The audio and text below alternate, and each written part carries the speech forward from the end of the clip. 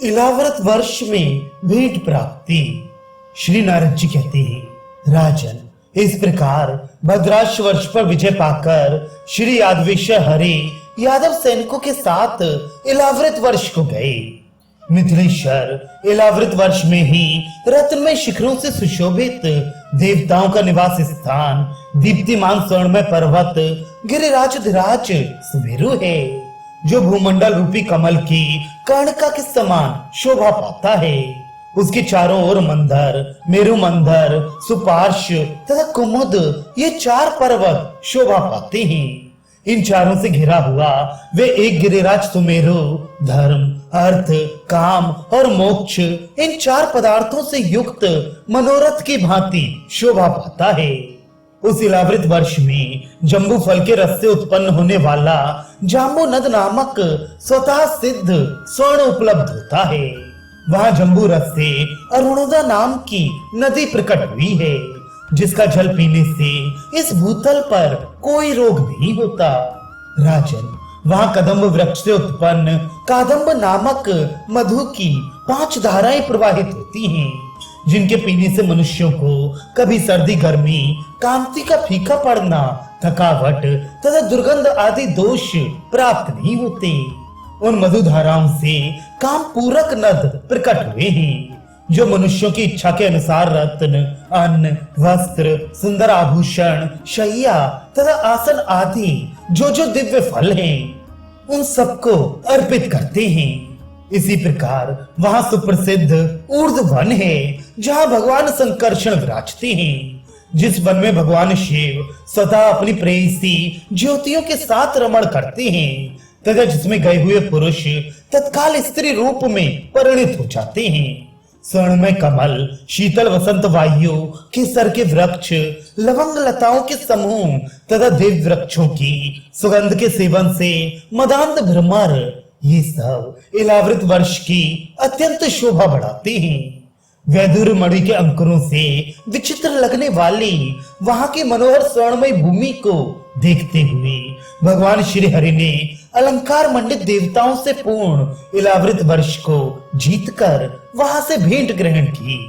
पूर्व काल के सतयुग में राजा मुचकुंद के जमाता शोभन ने भारत वर्ष में एकादशी का व्रत करके जो पुण्य अर्जन किया, उसके फलस्वरूप देवताओं ने उन्हें मंदराचल पर निवास दे दिया। आज भी वह राजकुमार कुबेर की भांति रानी चंद्रभागा के साथ वहां राज्य करता है। मिथिलेश्वर वह परम सुंदर शोभन भेंट लेकर देव प्रवर भगवान श्री कृष्ण के सामने आया। यदकुल तिलक श्री हरि की परिक्रमा करके शोभन उनके चरणार विंदों में पड़ गया और भक्ति पूर्वक प्रणाम करके उन परमात्मा को शीघ्र ही भेंट देकर पुनः मंदराचल को चला गया। बहुलाश्य ने पूछा, देव ऋषि प्रवर, राजा शोभन के चले जाने पर भगवान मधुसूदन ने आगे कौन सा कार्य किया, ये बतलाइए। श्री नारद जी ने कहा, राजन, उस मंदराचल के शिखर पर एक परम दिव्य सरोवर है, उसमें स्वर्ण में कमल खिलते हैं। यह देखकर किरीटधारी अर्जुन ने माधव श्री कृष्ण से पूछा, देवकी नंदन, स्वर्णमय लताओं और स्वर्णमय कमलों से व्याप्त यह अद्भुत कुंड किसका है, मुझे बताइए। श्री भगवान ने कहा, स्वयंभु मनु के कुल में उत्पन्न हुए आदि राजाधिराज प्रभु ने यहाँ दिव्य तप किया था, उन्हीं का यह अद्भुत दिव्य कुंड है। पार्थ, इसका जल पीकर मनुष्य सब पापों से मुक्त हो जाता है तथा इसमें स्नान करके नरेतर प्राणी भी मेरे परम धाम में पहुंच जाता है।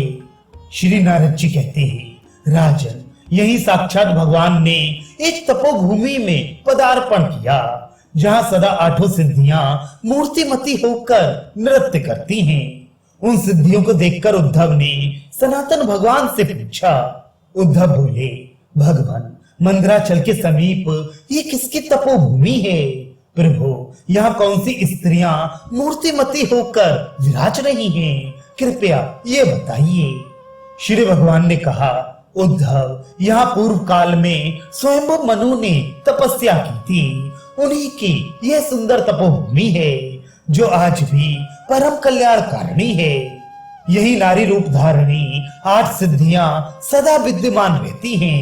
यहाँ जो कोई भी आ जाए उसे भी 8 सिद्धियां प्राप्त हो जाती हैं। यहाँ एक क्षण भी तपस्या करके मानव देवत्व प्राप्त कर लेता है। चतुर्मुख ब्रह्मा भी इस तपोभूमि के महात्म्य का वर्णन करने में समर्थ नहीं है। श्री नारद जी कहते हैं, राजन, यूं कहकर भगवान श्री कृष्ण अपनी सेना से घिरे हुए और बारंबार दुंदुभी बजवाते हुए उन अत्यंत उत्कट प्रदेशों में गए जहां पूर्व काल में हिरण्यकश्यपु दैत्य ने तपस्या की थी और जहां लीलावती नाम की एक स्वर्णमय नगरी है। उस लीलावती के स्वामी साक्षात वीतिहोत्र नामधारी अग्नि हैं, जो उत्तम व्रत का पालन करते हुए नित्य मूर्तिमान होकर राज्य करते हैं। उन धनंजय देव ने भी परम पुरुष परमात्मा श्री कृष्ण चंद्र को भेंट देकर उनकी उत्तम स्तुति की। इस प्रकार सारे इलावृत वर्ष का दर्शन करते हुए देवादिदेव भगवान श्री कृष्ण वेद नगर में गए, जो जम्बू द्वीप का एक मनोरम स्थान है। उस नगर में भगवान वेद सदा मूर्तिमान होकर दिखाई देते हैं। उनकी सभा में सदा वीणा पुस्तक धारणी वाग देवता वाणी सरस्वती सुंदर एवं मंगल के अधिष्ठान भूत श्री कृष्ण चरित का गान करती हैं। नरेश्वर, उर्वशी और विप्रचित्ती आदि अप्सराएं वहां नृत्य करती हैं और अपने हाव भाव तात कटाक्षों द्वारा वेदेश्वरों को रिझाती रहती हैं। मैं विश्वावसु, तुम्बरु, सुदर्शन तथा चित्ररथ ये सब लोग वेणु, वीणा, मृदंग, मुरुयष्टि आदि वाद्यों को खड़ताल एवं दुदुम्बी के साथ विधिवत बजाया करते हैं। नरेश्वर वह हिर्स, दीर्घ, पिलुत, उद्दात, अनुदात, स्वरित तथा सानुनासिक और निरुनुनासिक इस 18 भेदों के साथ स्तुतियां गाई जाती हैं। नरेश्वर वेदपुर में 8 ताल, 7 स्वर और 3 ग्राम मूर्तिमान होकर विराजते हैं। वेद नगर में राग रागिनियां भी मूर्तिमती होकर निवास करती हैं। भैरव, मेघमल्लार, दीपक, मालकोश, श्री राग और हिंदोल ये सब राग बताए गए हैं। इनके 5-5 स्त्रियां रागनियां हैं और 8-8 पुत्र हैं। नरेश्वर वे सब वहां मूर्तिमान होकर विचरते हैं। भैरव भूरे रंग का है, मालकोश का रंग तोते के समान हरा है, मेघमल्लार की कांति मोर के समान है, दीपक का रंग स्वर्ण के समान है और श्री राग अरुण रंग का है। मिथिलेश्वर हिंदोल का रंग दिव्य हंस के समान शोभा पाता है। बहुलाश ने पूछा, मुनि श्रेष्ठ, ताल, स्वर, ग्राम और नृत्य इनके कितने कितने भेद हैं? इन सब का नामोल्लेख पूर्वक वर्णन कीजिए। नारद जी ने कहा, राजन, रूपक, चर्चरीक, परमठ, विराट, कमठ, मल्लक, झटित और झुटा ये 8 ताल हैं। राजन, निषाद, ऋषभ, गांधार, षडज, मध्यम, धैवत तथा पंचम ये 7 स्वर कहे गए हैं। माधुर्य, गांधार और धौव्य ये 3 ग्राम माने गए हैं। रास, तांडव, नाट्य, गांधर्व, किन्नर, वैद्याधर, गुहाक और अप्सरस ये 8 नृत्य के भेद हैं। ये सभी 10-10 हाव भाव और अनुभवों से युक्त हैं। स्वरों का बोध कराने वाला पद सा, रे, गा, मा, पा, धा, नी इस प्रकार है।